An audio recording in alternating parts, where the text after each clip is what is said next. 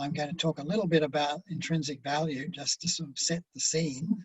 So we go to the next slide. Most analysts talk about intrinsic value, fair value, true value, discount cash flow, valuation, etc. And so when I started looking at the whole stock market and investing and so on, that's what I saw, all these sort of talks and people displaying different methods of calculating intrinsic value. So the next slide. Oop, no, back. Yeah. So, and the idea is extremely tempting. That the idea is that we find stocks for which the share price is much less than the intrinsic value, buy those shares and wait for the share price to rise to the intrinsic value. So what could be better than that? It seems the ideal way to invest. So next slide. But there are a whole lot of problems. First of all, it's impossible to verify the assumptions because for almost all intrinsic value calculations, you actually need to make a forecast out to infinity. And so if two people, I make a forecast of 4% out to infinity, another person makes a forecast of 3% out to infinity, and we can never verify who is right because even if we waited around for 100 years, it's still not infinity. And people say, oh yes, but the values in the intrinsic value calculation get very tiny as you move further out.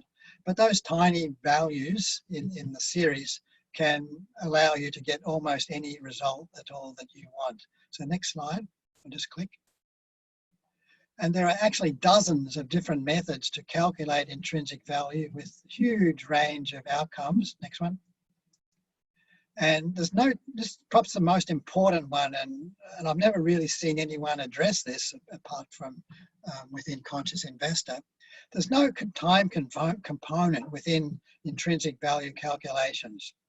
So that means that suppose by some theoretical method you believe the stock is 50% undervalued and you're anticipating that it's going to double in price. But if it doubles in price in a year, then you're very happy, it's a great investment. But if it takes 5 years or 10 years or 20 years to double in price, then it's only a ho-hum investment. So I talked about an extreme example, doubling in price, but even if it's just 10% or 20%, unless you put a time component in there, you're really wasting your time. The fourth one is that the results are easily manipulated, that you can get any result that you want or our boss wants. And there was a case that we have a colleague who used to work for an investment bank, and he'd be given companies to evaluate, and he'd come up with a valuation using intrinsic value methods, and he'd be told to go away and come back because it was too high, the result, or too low. So he quickly learned to ask beforehand, are we on the buy side or the sell side? Because then he knew how to manipulate the results to get what he wanted. And the next one, last one, is that they are unstable results from the methods, meaning just tiny changes in the inputs can give you orders of magnitude difference in the outcome. So if you go to the next slide, unstable results at what I just said, that there's no consistent arguments for the inputs. And when different inputs are made, often all are equally valid. And so, but it's impossible to vary the outcome by orders of magnitude by small changes in the inputs. What I mean by this is that you can see a person giving an argument, and I've got it there, blah, blah, blah. Therefore, the final growth rate is 2%. But you can do exactly the same argument, exactly word for word, and then they make a conclusion, therefore the final growth rate is 3% or 4%, or whatever the other inputs you're talking about within the intrinsic value calculations. And I checked this for myself, that when I was writing my book, The Conscious Investor, I used to sort of study reports quite closely, and I found many examples of pretty much exactly the same wording, but then at the end of the wording, they say, therefore, the growth rate is such and such, or therefore the growth rate is some other number. And then they would proceed as if this was some absolute value to their calculation. So this is just a chart that was in The Conscious Investor, chapter 7. And this was actually valuations of Walmart back then. And suppose you start with earnings per share of $3.63. This is the standard intrinsic value or discount cash flow model for calculating intrinsic value.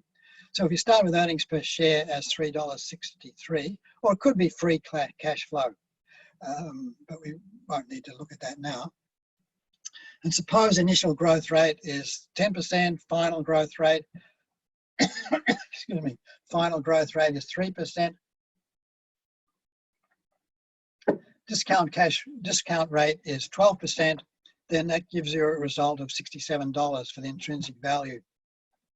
But if you change those different growth rates and discount rates just by 1% or a couple of percent, then you can jump it up to $130, or you change them again and you can get it as low as $40. And so the point I'm making is what I said, that the results are completely unstable. Very tiny changes in the inputs can give orders of magnitude different in the outputs. But then people proceed, because they've applied a formula, they've got detailed spreadsheets and so on, they go on as if this is some proven thing. And it's really hiding behind mathematics and really hiding behind infinite series within mathematics. So I quickly realized that there's a fundamental formula, and it's price equals the P/E ratio times the earnings per share. Now I know the astute viewer will say, yes, but that's really just the definition of the P/E ratio, because P/E ratio is equal to price divided by earnings per share. No, I realize that, and all we're doing is just taking the earnings per share up to the other side, if you like, and writing it out in this particular way. So this formula is sort of not a calculation formula in a way, it's a truism, but we use it as a calculation formula. And it tells us very clearly that if price is to rise, then either the P/E ratio has to go up or the earnings per share has to go up, or both. So this formula, as I've said there, combines the subjective, which is market opinion, which is the P/E ratio, because the P/E ratio is really an overall opinion by the market. It's the price that the market or individuals within the market are willing to pay for $1 of earnings. So that's the P/E ratio. So it's subjective. No, not yet, Keith. Back. Thanks. But earnings per share is objective because we can get it out of the financial statements. So what we've done is we've pulled apart the price. We've sort of teased out the two components of price into the components of P/E ratio and earnings per share. And I know it looks very simple. We forget it often. And if we just come back to this idea and say, I'm going to invest in this company because I'm confident earnings per share are going to grow, or I'm going to invest because P/E ratio is going to grow, or even better, if we can find those double dip stocks for which the P/E ratio and the earnings per share both grow. So that's why overall we're looking for companies for which we're very confident about growth in earnings per share and for which we're buying at a sensible price in terms of the P/E ratio. So you might like to refer back to, there's an article in Conscious Investor back 2nd of April 2017, which pulls this idea apart a lot more and looks at other similar formulas. So if we go to the next slide, thanks Keith. So this is the second fundamental formula. So that one said that if price equals P/E ratio times earnings per share. So this then gives us a tool that if we want to be able to estimate price in the future. So if we can estimate what the P/E ratio is going to be in the future, and we can estimate what the earnings per share is going to be in the future, then we're in good position because we can multiply them together and get the price in, say, 5 years' time. So I've done this over 5 years. So here we have price times earnings per share. But I've multiplied earnings per share by 1 plus the growth to the power 5.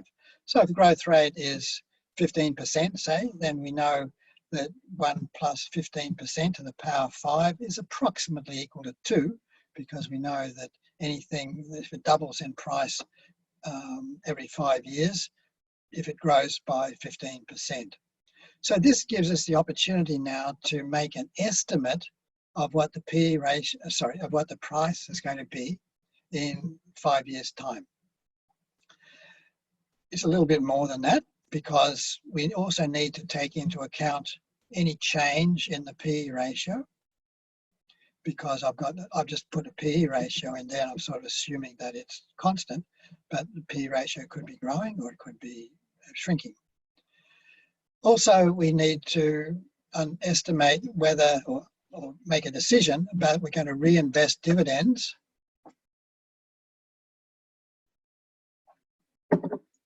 or we're going to invest them separately. So by knowing the price in 5 years and knowing the current price, then we can calculate the capital return over 5 years. And if we also know what amount of dividends are being spun off over that particular time, then we can begin to see how we could calculate total shareholder return over 5 years. That's the return assuming that you're reinvesting dividends. So now we're in a good position, because we're now at the position where it looks like we have an opportunity to both ask and answer the question, what return am I going to make over the next 5 years, assuming that I'm reinvesting dividends? So my screen has suddenly gone off.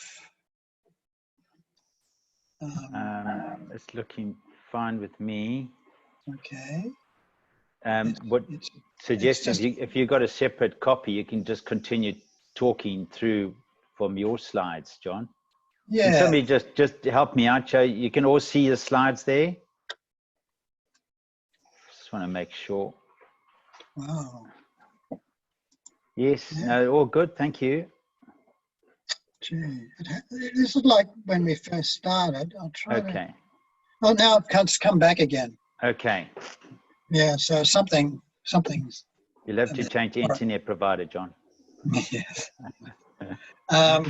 Okay. So now it's looking like it's possible to be able to figure out what your total shareholder return is over any specified period of time. And if we can do that, then we're answering the only question that you really need to know as an investor is, what return can I expect over my investment horizon with confidence? And if we can do that, then we're in a great position. We can compare our return with investing in property or investing in fixed interest or investing in the share market, because we have a proper ability to compare apples with apples. So the next slide. Okay, so you can see from that slide, or this slide, that estimating future earnings growth is fundamental. That's that making sensible estimates of the future growth of earnings or per share is crucial.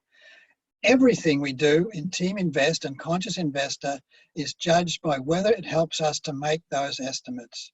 So if you're doing something that doesn't help to make those estimates of growth of earnings, then it's probably not really useful. And so I put a few of the examples down below. How does the company make money? What needs does it serve? And this is really the first question that we ask in a SMART.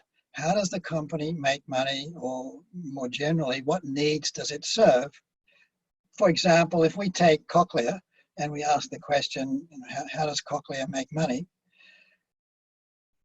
In many cases, nobody on this call, of course, but in many cases, people say Cochlear makes money by selling hearing implants. But that's what it does. That's the objects that it's selling, the widgets that it's selling. If we just go to the next slide, I want to come back to this one, but just go to the next slide for a minute, Keith. This is Cochlear's noble purpose. Here, now, and always. Hearing connects us to our world, to small everyday wonders, and to the people and experiences we love. So this is what motivates Cochlear, that they're selling hearing connection.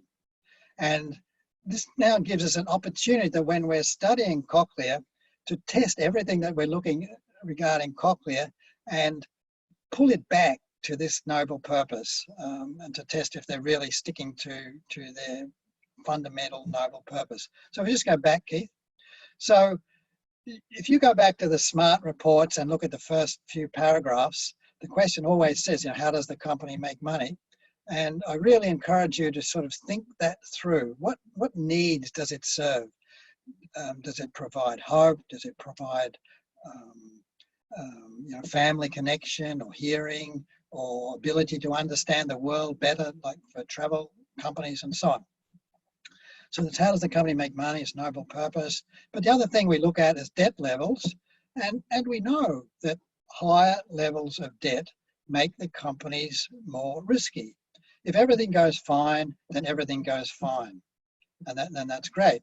But as soon as the debt levels go up, when any outside black swans, as we're happening now, but it doesn't even need to be a serious black swan like we're in now, and the company can suffer badly.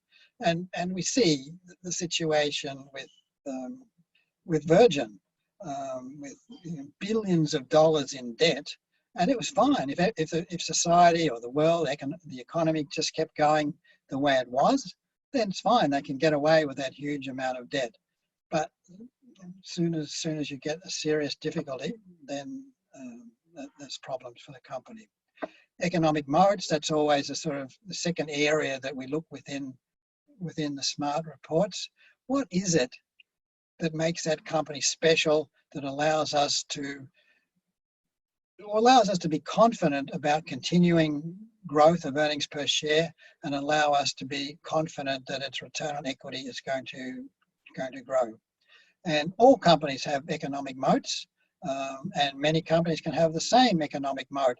It's just a question of how well they use it to grow their own earnings or to protect their return on equity. We look at risks, vitally important, of course. We look at board and management. We look at owner mentality. We look at remuneration, particularly in terms of incentives. We look at the past growth of earnings. We look at the stability of that growth, stagger. And that was something that I realized sort of very early on, is that two companies can have reasonable growth, but if one company is doing it in a stable way, then it's much more likely that they'll be able to continue that growth in the future. I like to look back at least 5 years and preferably 10 years, and we can say over those last 10 years, unemployment's been up, unemployment's been down, different governments have been in power, etc. But there's something that this company is doing by virtue of its economic moats that allows it to keep growing its earnings. And so we measure that stability of growth in terms of stagger, plus what we get from Conscious Investor, the 3 steps of Conscious Investor: scanning the market, reviewing individual companies, and finally calculating the price that you'd be willing to pay for that particular stock. Teaminvest meetings, smarts, triages, webinars, etc.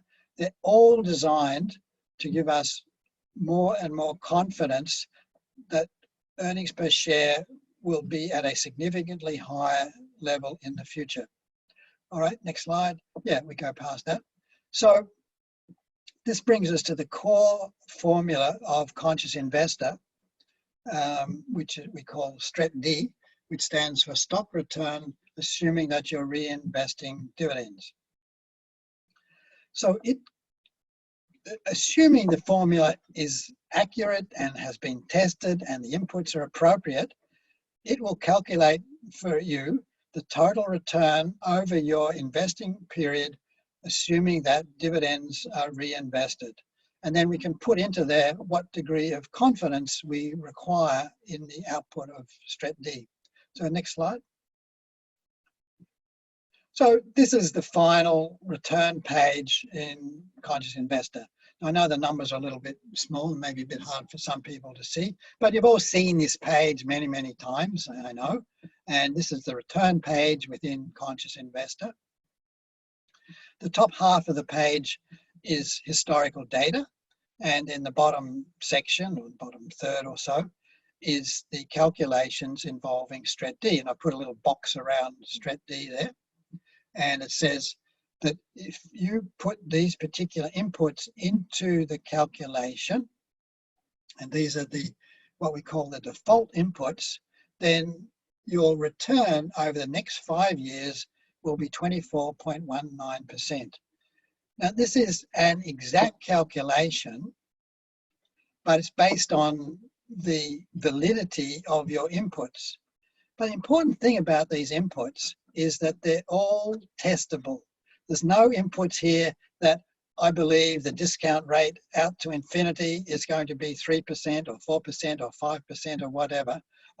They're all completely testable, and the inputs only apply over the period for which you're planning to invest. And I've got a little note down the bottom. Even with the recent drop in the share price of Cochlear, the average per year total shareholder return for Cochlear over the past 5 years was 21%.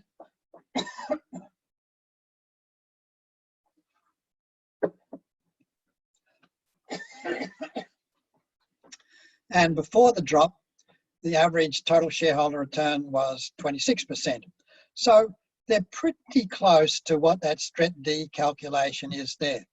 And so the default STRET-D is saying, in rough terms, if these figures, the P/E ratio, the growth rate, the payout ratio, etc., these figures are based on historical levels, and if they continue into the future, then this will be the STRET-D. This will be your stock return, assuming that you're reinvesting dividends. And I encourage you to sort of have a look at companies in Conscious Investor. They'll need to be companies with high stability, but if you look at any of the companies with high stability, you'll find pretty often that the STRET-D from the default level will be pretty close to the STRET-D or for the pretty close to the total shareholder return for the previous 5 years. And so this is like a validation of the formula STRET-D, because it's saying that if history continues over the next 5 years, then my return over the next 5 years ought to be pretty much the same as my return over the previous 5 years. But of course, this is a forecast, but it's showing that as a forecast tool, STRET-D is pretty good for forecasting the future. But the difficulty here now is that we may not be... Does anybody have any questions, by the way? I should sort of stop every now and then and ask that, shouldn't I? No, all good, John. Okay, no, thanks, good. Keith. Yep, yep, good. So if we go to the next slide. There's another input into the STRET-D that's not in that top row, and I've got it there. The investment period is 5 years. So you can change that, and you can change your dividend tax rate, you can change your capital gains tax rate, and so on. Or you can decide to reinvest your dividends, or you can decide to pull your dividends out and invest them separately. And so if you click the little fixed rate, it won't show up now because this is a slide, but if you click fixed rate, it'll give you a slider saying, I'm assuming that I reinvest my dividends at 5% or 6% or whatever. Or if you put the fixed rate investment at 0, then you're really just getting what your capital gains return would be. So the inputs are price, earnings per share trading 12 months. So notice that if I put in price, that's current price, and if I put in earnings per share trading 12 months, then indirectly, I'm also putting in the P/E ratio, because the P/E ratio is just the ratio of price divided by earnings per share. There's a P/E ratio in this STRET-D input, and that's really the terminal P/E ratio. So here you can see that because thinking back to that second fundamental formula where I said we could also want to understand what changes there are in the PE ratio, well, indirectly, this is what we're doing here, because we're putting in the original PE ratio, current PE ratio, and we're putting in the terminal PE ratio. We're putting in H growth. H growth is historical growth. We're putting in the payout ratio. That's the dividend payout ratio. It's a proportion of the earnings per share that's paid out as a dividend. And we're putting in the investment period. So all of these numbers are based on historical data with more emphasis on recent years. For instance, if we just consider H growth, historical growth, every other website, they'll show growth and they'll take the original figure and they'll take the final figure and they'll calculate the average percentage growth over whatever period you're looking at. But that misses out on looking at all the intervening levels. So this historical growth, if you're doing it over 5 years, so you've got 6 data points. So this historical growth will actually look at the 6 data points. It will put more emphasis on the growth from point to point over the recent years. And also it will allow for any extreme cases. So if there are any cases where the growth point shoots right up or one shoots right down, it'll soften the effect of that, because otherwise it overshadows the final calculation. So it's the same with the payout ratio, that it's weighted in such a way that more emphasis is given on recent years. So the default estimate of future PE ratio, growth rate, etc. So that's what they are. And so then from that, what we've just been saying, that STRET D is the estimate of total shareholder return, assuming that historical levels continue in the future. But it's more than just historical levels. It's historical levels with more weighting on the more recent data points. Okay, next slide. So there's another figure in that line next to STRET D. There's required return and there's TARG D. So the default in Conscious Investor is 10%, and I'll talk a bit more about that later. But what it's saying now is, what's the maximum price we can pay if we want a return of 10%? And in this particular case, because STRET D is 24%, much, much higher than 10%, assuming all these figures continue in the future, then you'll be able to pay up to $332. So that's the target price. So the target price is the maximum amount that you can pay if we want a return of 10%. I mean, if you can pay less than that, you're going to get a higher return. So now we're in a strong position, because now we really love the market volatility. Because if we know what return we want, we'd be happy with. If we know what margins of safety we're going to build in, and we're going to talk about that in the next few slides, then we can calculate the target price. And so now we can just sit back and wait, because every now and then Mr. Market wakes up feeling grumpy. At the moment, particularly grumpy, of course.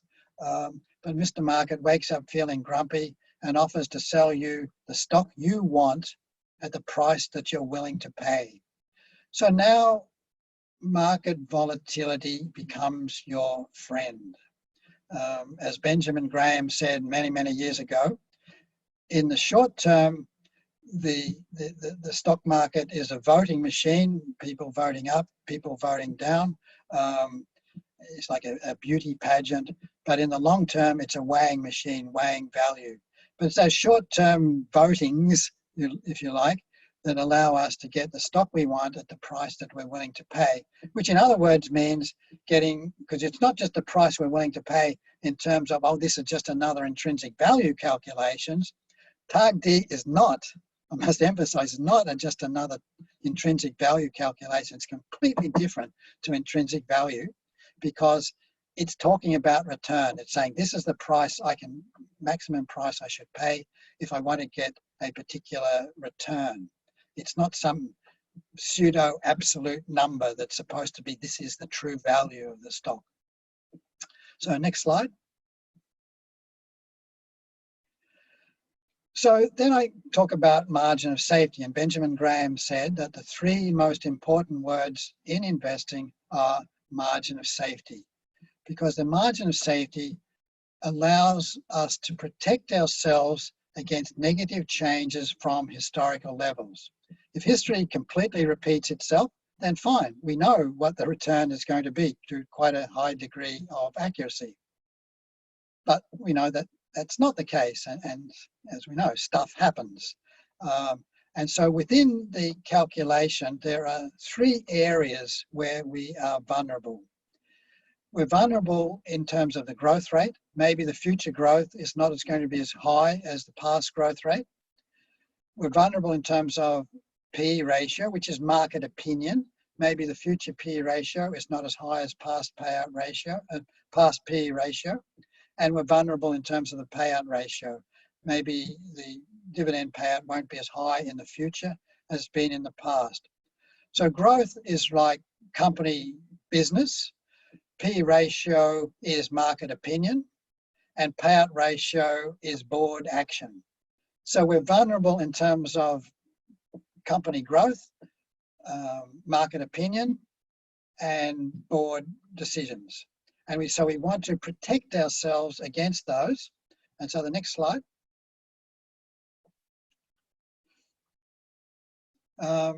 That we can build in within Conscious Investor an automatic margin of safety. The early editions of Conscious Investor didn't have this margin of safety, but then for many years now, it's been there. So the margin of safety factors in any slowing of growth, low sales of, these are the three areas, growth. And so this is what margin of safety does regarding growth, that if there's any slowing of the growth, so it might be that on average per year, but if it was slowing over the most recent years, then it will put in a higher margin of safety. That is, it will lower the forecast of the growth rate in the future. It will also compare growth rate of sales compared to the growth rate of earnings. So I always think of sales as like a bedrock to earnings per share. So it puts that in as well.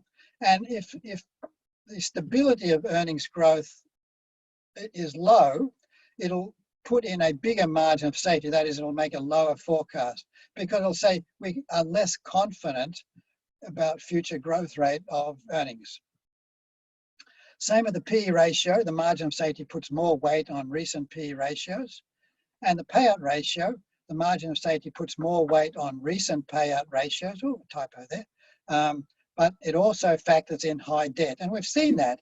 We've seen that in the particular environment now, that the companies with high debt, they're the ones that are more likely to be cutting their dividends because they've got difficulties dealing with their debt levels. So our aim is for the margin of safety estimates, and they'll be sort of lowering the growth, lowering the P/E ratio, lowering the payout ratio, to be bettered on average 85% of the time.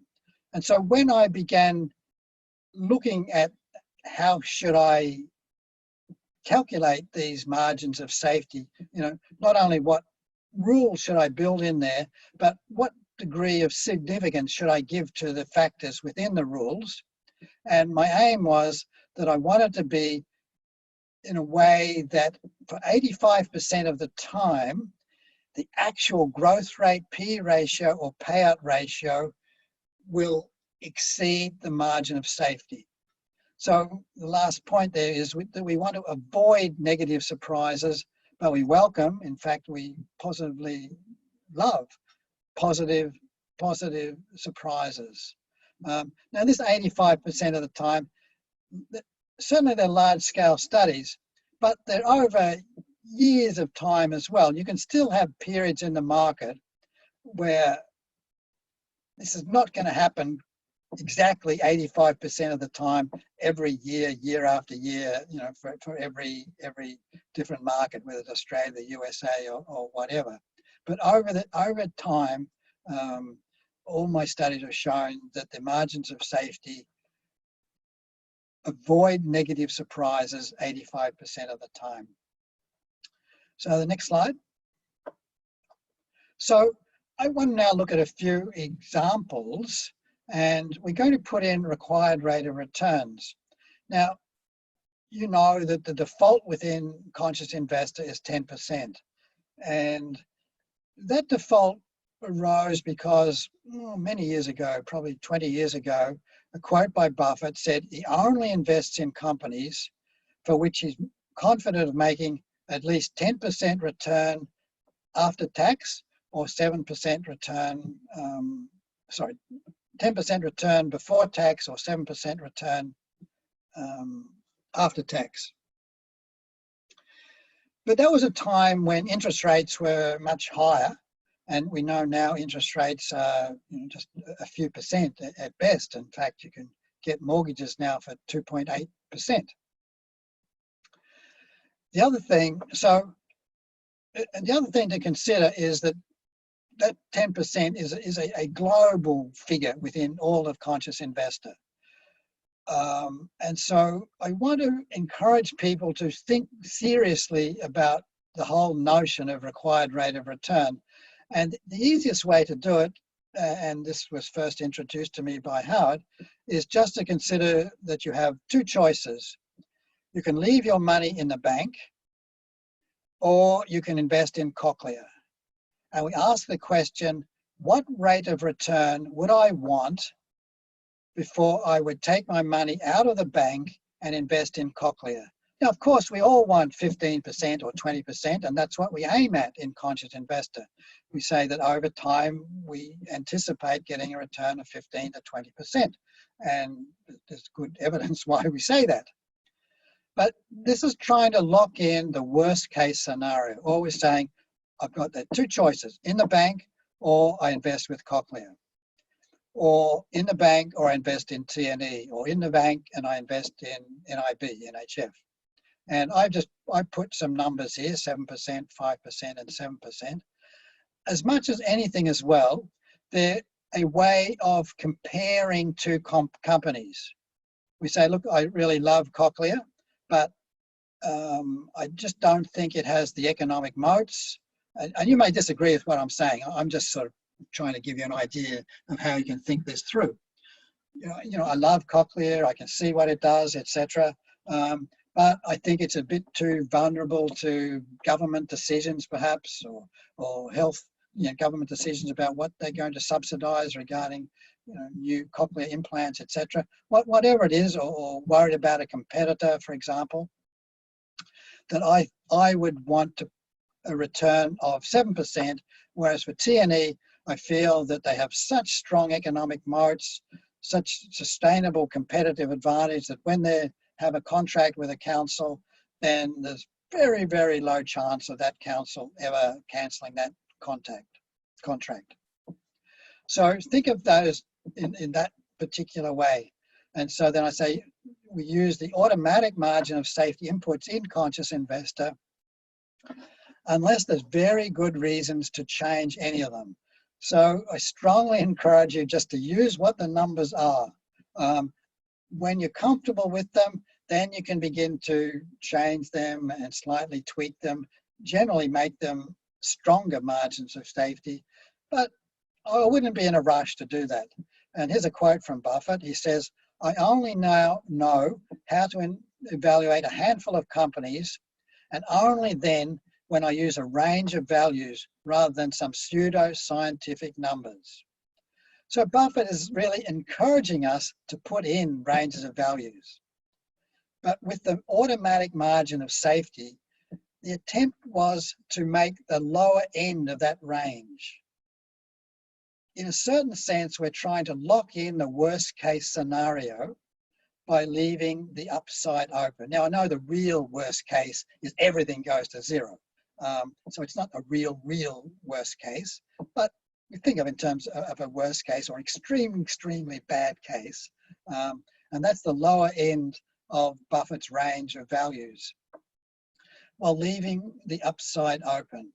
And so it's almost like an option strategy, that we're sort of locking in the bottom price, but leaving all our profit available to us in the upside.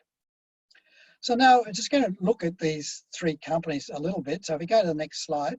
Oh no, I think we're just going to go back, please, Keith. Yeah, can we pull up Conscious Investor now, please? And we'll just have a look at the return page for Cochlear. Okay. All right. So if we scroll down to the bottom page, down to the bottom of the page, I'm sorry. Thanks, Keith. So we see there that the STRET D for the default was 24.11, but we see the STRET D for the safety is 8.88, quite a lot lower, or roughly a third lower. And where did all that come from? Well, if we look back at the assumptions, we see that it lowered the margin of safety, lowered the PE ratio from 36, which is pretty much the average PE ratio over the last 4 years, down to 27.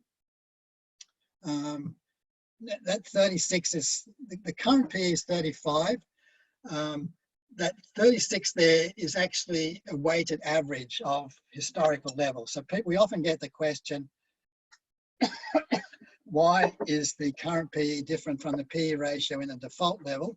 Because the default level is a calculation based on the last 4 years. We see that historical growth rate of earnings per share was 21%.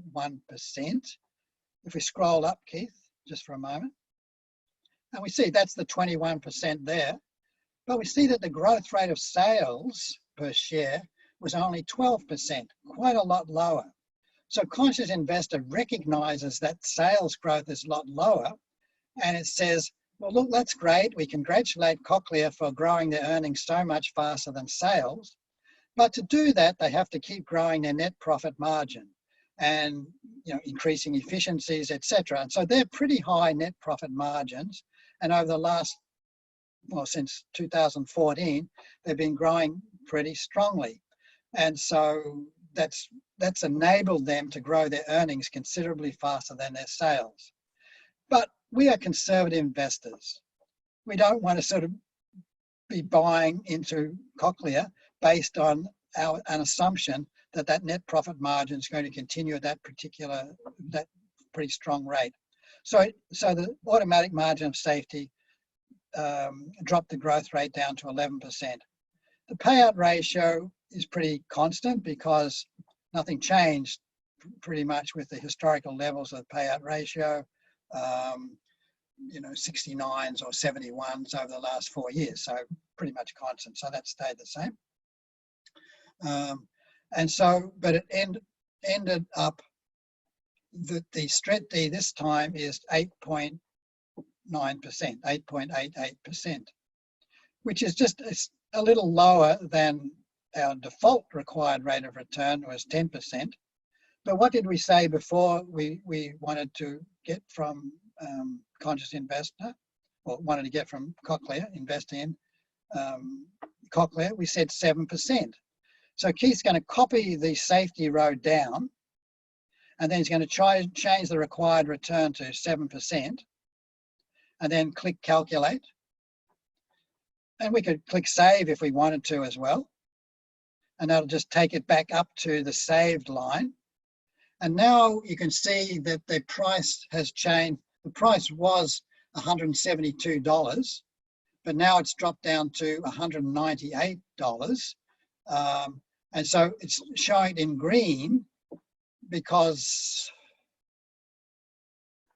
its target price is higher than the current price. Yeah, because the target price, sorry, I couldn't see the the current price is 181. So it's really saying that if I want to get a return of 7% and I'm happy with these assumptions, I can pay up to $198. So that's how you interpret that particular final row. And Keith pointed out before that the price is in the green as well. That's meaning, so that's a different measure. The fear green indicator is a different thing.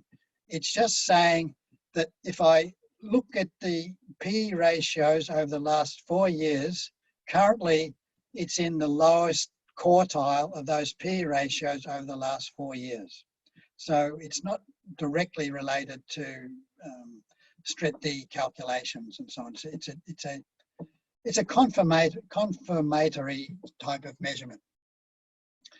Now, so sorry, John, just a very quick question. I got a question from Greg. How is the historical growth in the margin of safety calculated? No, it's a very complex calculation. But I gave you that's a great question, and thanks for the question, Greg.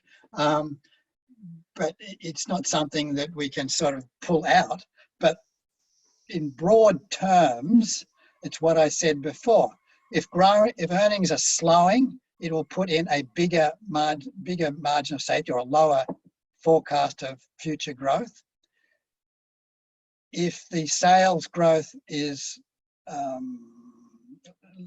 lower than the earnings growth, it'll also put in a bigger margin of safety or a lower historical forecast of the growth rate. Okay, so they're the sort of way of the way that they feed into the automatic margin of safety.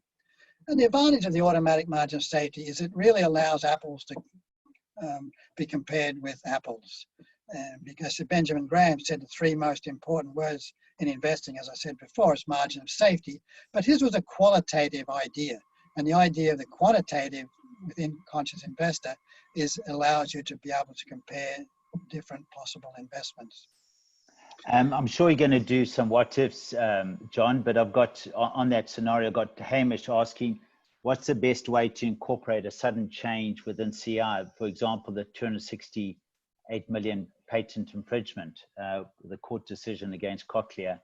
And in the same vein, I'd be interested in understanding what we should do in the case there's a capital raising, as in Cochlear. So they just want to know how we would adjust that in my assumptions. Yeah.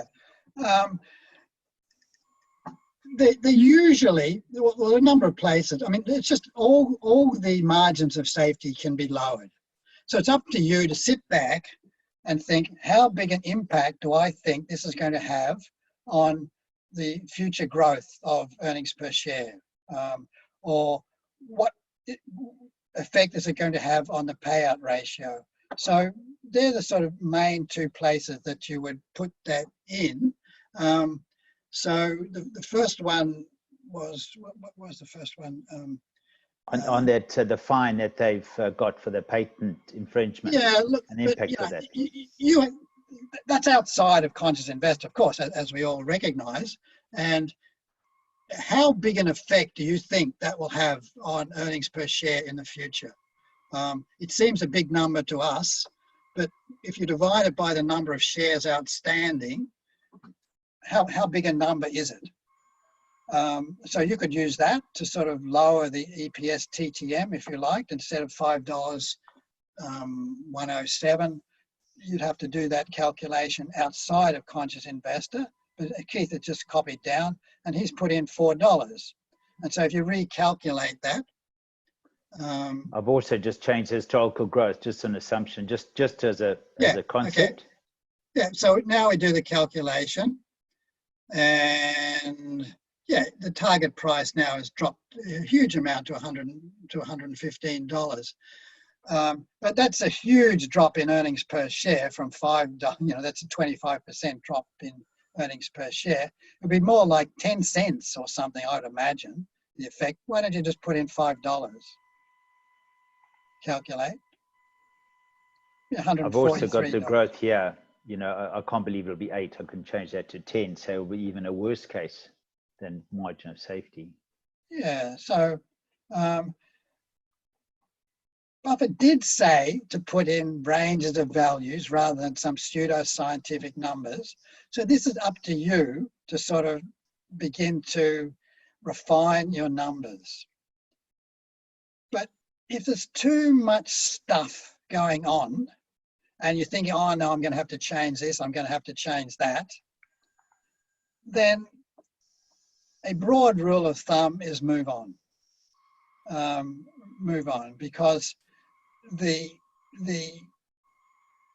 2,200 stocks on the ASX roughly, and if there's too many difficulties with a particular company, then the general rule is move on.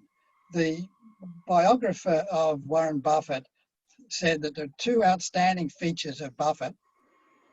One is his amount of work that he does, but the second was his ability to move on. So whenever he was analysing a company, did you see Sandy just come in then? She asked what she should put in the oven.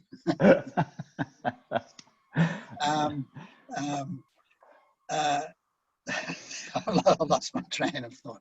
Oh yeah, the second feature was his ability to say no. So whenever he was looking at a company, if he began to see difficulties, he just moved on, because he sits in his office, as we understand, and he's just reads financial reports and related reports pretty much from the beginning of the day to the end of the day, and so he's looking at hundreds of companies, thousands of companies over the years. But if there's any difficulties, he moves on because he wants everything to be in his favor. Okay. So there's a question coming up. What was that question? There was one from, first of all, from Alan.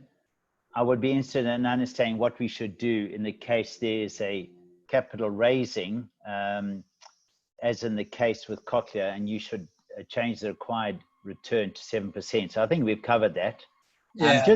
Just on that, for the just so you're aware, it's a very quick and easy way to find the number of shares and offers. That if you click on any of these icons, it'll bring up the chart, and you can just go and add the measure over here to the number of shares outstanding, and you can put the labels on, and that'll give you a very quick way of determining the shares outstanding. And so if they've done a capital raising, as John was mentioning, you can see the percentage of dilution there. And plus, on that case with the infringement, you've got a 287 million.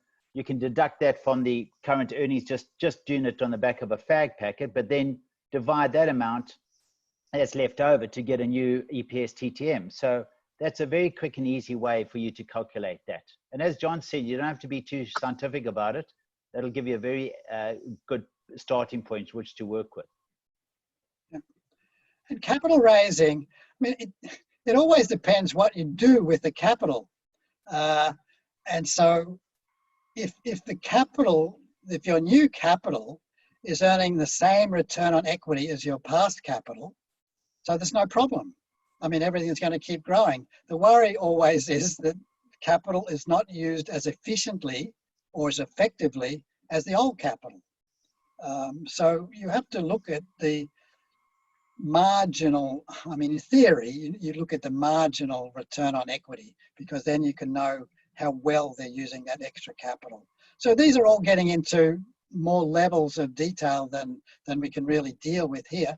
And we can have more seminars on this or look at individual companies. But I just want to give the sort of general effect of what we're going on here.